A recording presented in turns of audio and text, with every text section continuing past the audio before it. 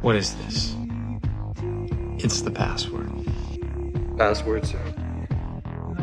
Fidelio. May I have the password, please? Fidelio. Who do you think those people were? Those were not just ordinary people there. If I told you their names, I'm not going to tell you their names, but if I did, I don't think you'd sleep so well. You are free, but I warn you.